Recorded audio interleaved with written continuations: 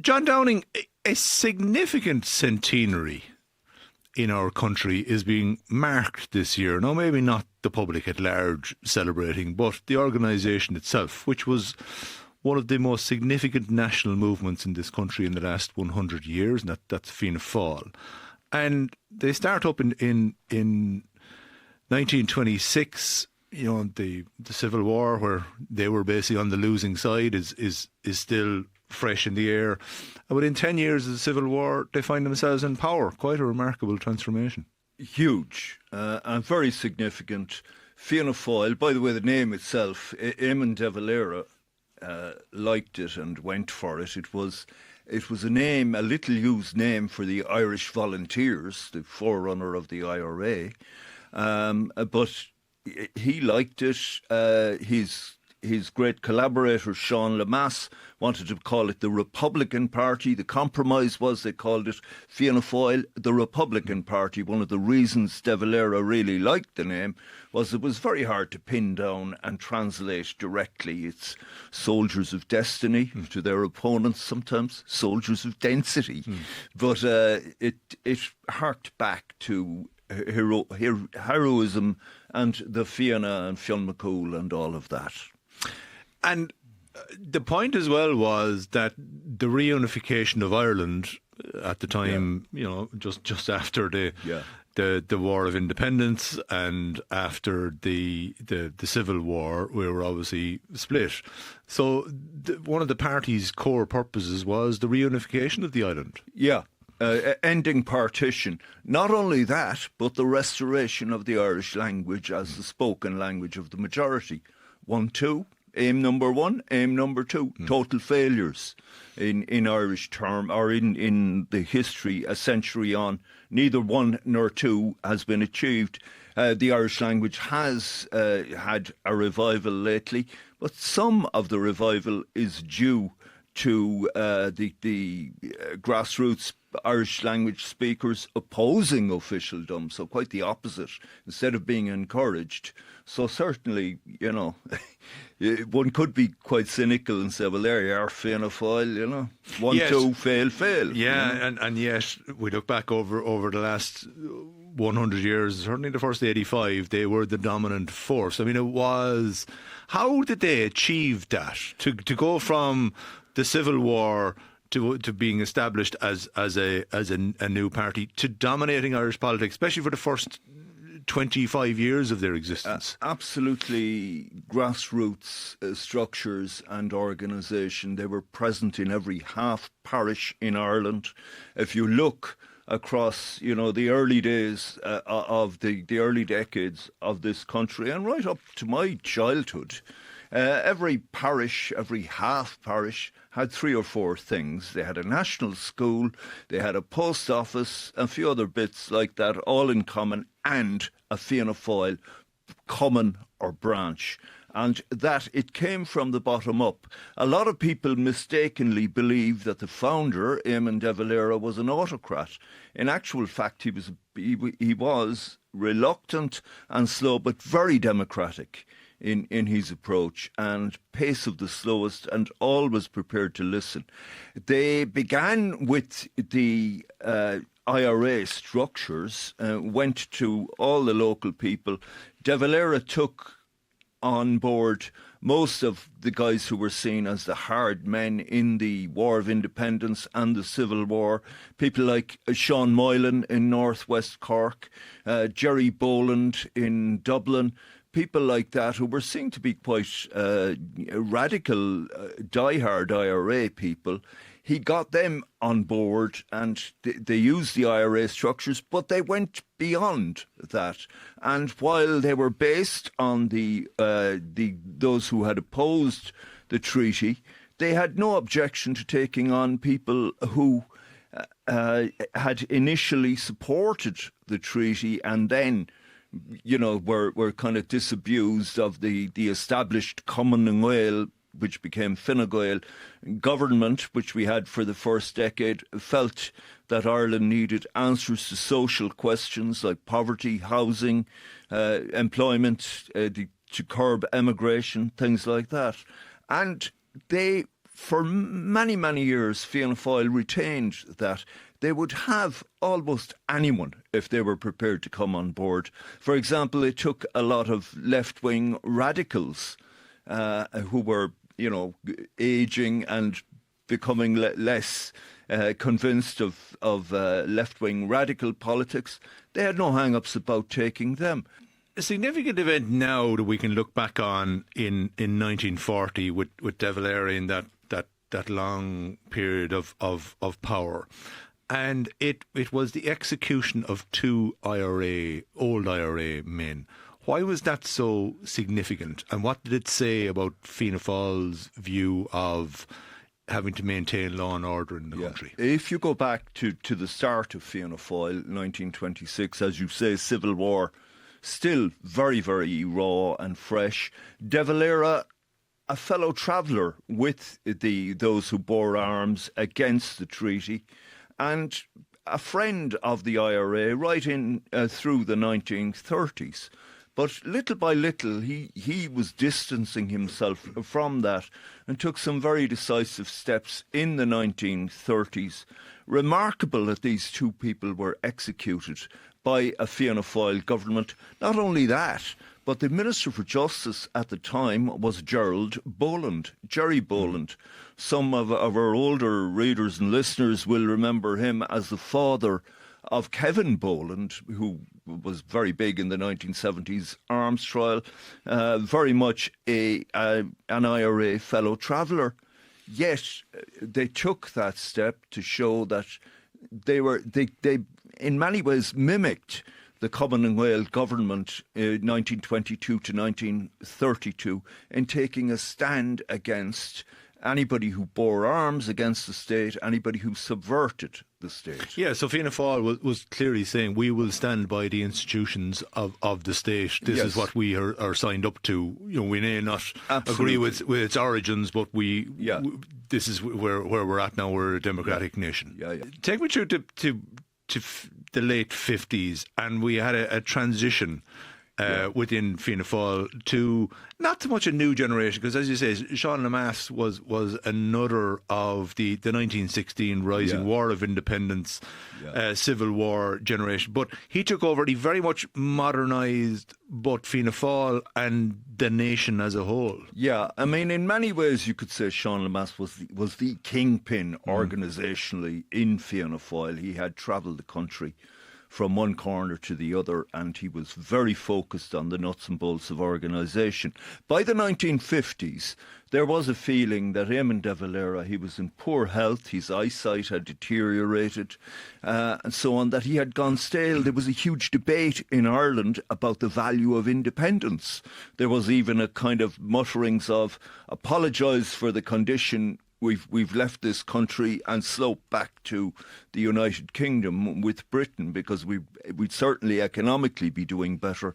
Eventually, Éamon de Valera in 1959 was elected president. The ceremonial ribbon cutting went to Orson Oakthar on the Phoenix Park, and Seán Lemass takes over, as you say, a veteran of the 1916 rising War of Independence, Civil War, all of that.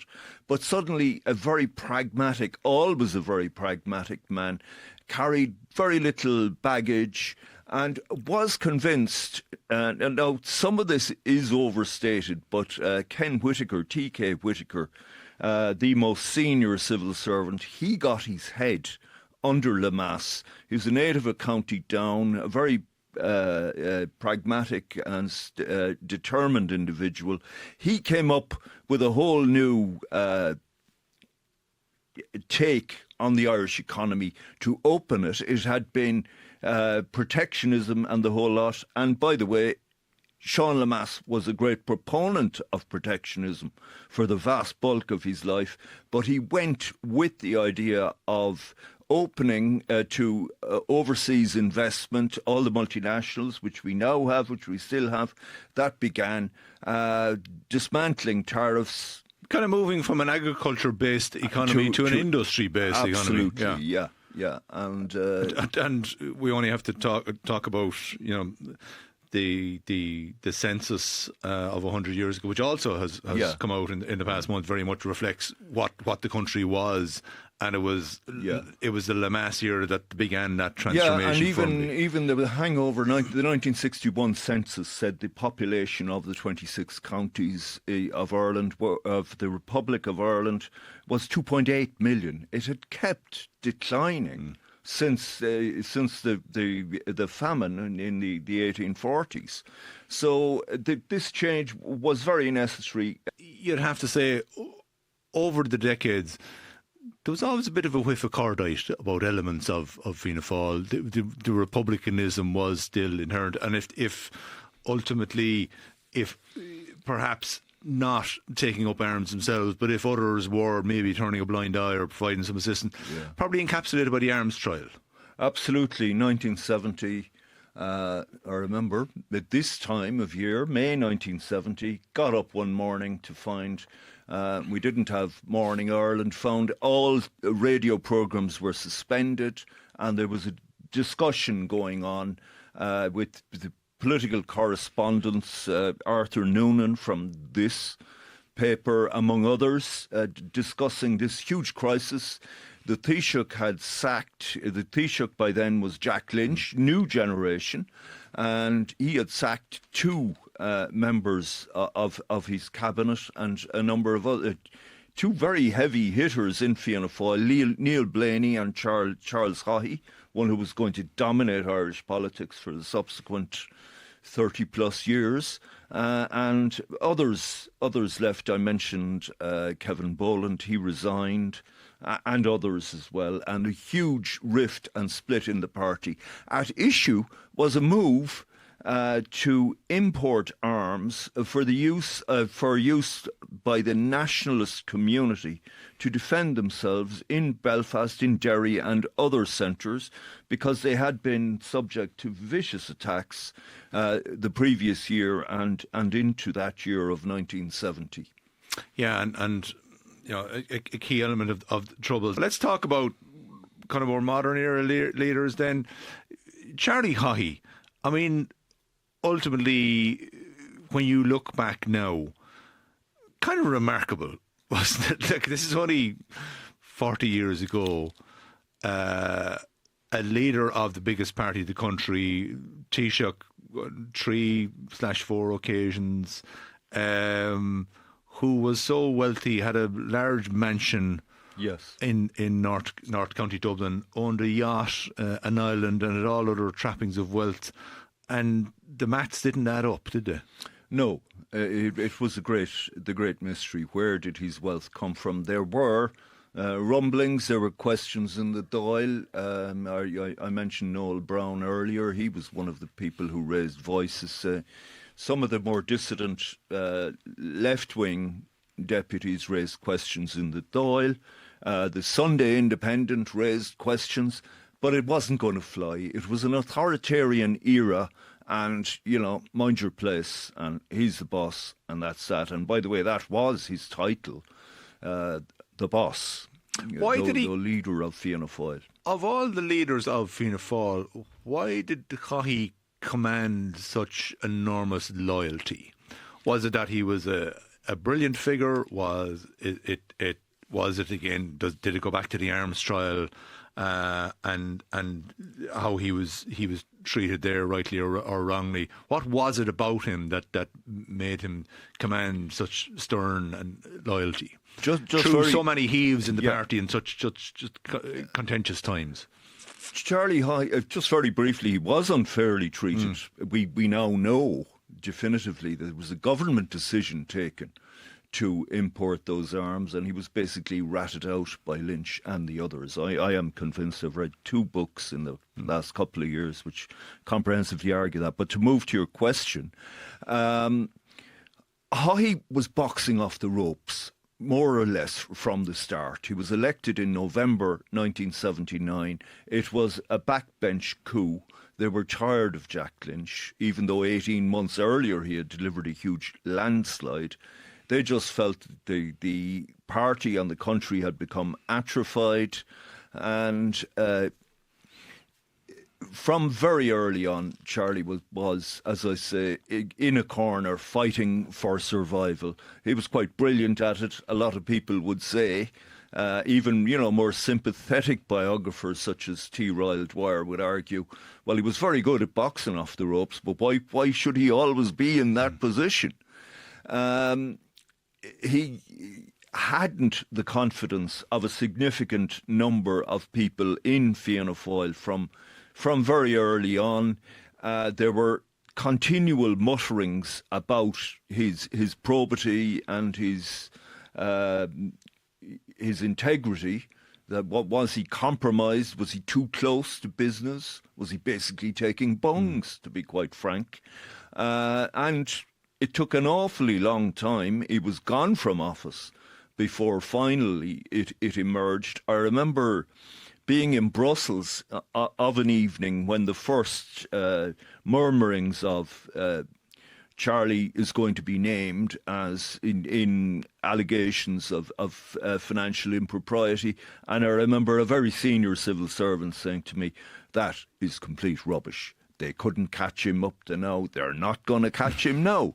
But watch this space. Yeah, and obviously he's deceased now 20 years and his legacy continues to be evaluated. If we look at the modern era, and there was a lot of good. Yes, there was a lot of good along with I'd be the first to acknowledge that. Yeah. If someone in the modern era could kind of encapsulate Fianna Fáil in all its glory, in all its defeats, in all its contradictions, it's Bertie Ahern. So successful, he won 3 elections in a row, not done by anybody else in the modern era since Dev's time. Enormous success with the Celtic Tiger. Now we'll get on to where that ended up. The Good Friday Agreement, as you started out pointing, Fianna Fáil, their raison d'etre was the reunification of Ireland. The Good Friday Agreement was in effect, potentially a stepping stone to that, potentially an abandonment of that, because it basically says we no longer have a right to take back. Not without the consent. Without the consent of the majority of the people. So where does Bertie Ahern stand, given that again he had that shadow hanging over him about his personal finances? Well, I think Bertie Ahern epitomised. He was a protege of Charles Haughey, learned quite a lot from him, both good and bad, and is very interesting about him. And I hope in fullness of time he'll talk, very frankly about Charlie, about his downside as much as. But again, Ahern, the ultimate pragmatist, an extraordinary hard worker. I mean, he was a 9 nights a week man. He was crazy. His personal life, family life took a very heavy toll.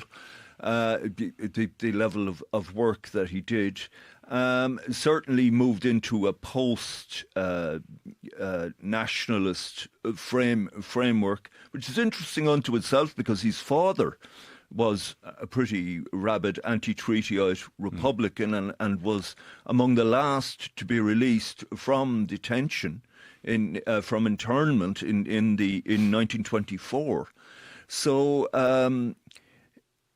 I think pragmatism, absolute determination, determined hard work, an extraordinary character. Yeah, he got himself into some financial strife, again, as you say, unpleasantness. Which he argued was all to do with his marital breakup and wasn't about corruption or anything like that. I felt, sometimes in politics you can't deploy your best arguments because I think he'd have been done for contempt of court. Quite simply because of his divorce proceedings. So he was involved in a very aggravated and acrimonious split, and the financial consequences of that. But that said, look, he wasn't all he should have been, and he was a Minister for Finance who at one stage didn't have a bank account and was winning money on horses and had large bags of cash in closets and stuff like that. He did not distinguish himself. That is undoubtedly true. He was the author of some of his own misfortunes, but his achievements stand. There is a question about the Celtic Tiger, the boom getting boomier.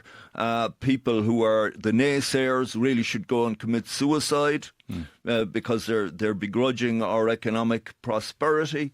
And then the whole thing ends in tears. It just collapses. Yeah, if anything, because of the personal finances issues, Bertie Ahern ends up resigning in 2008 after he has brought Fianna Fáil into a third term in government.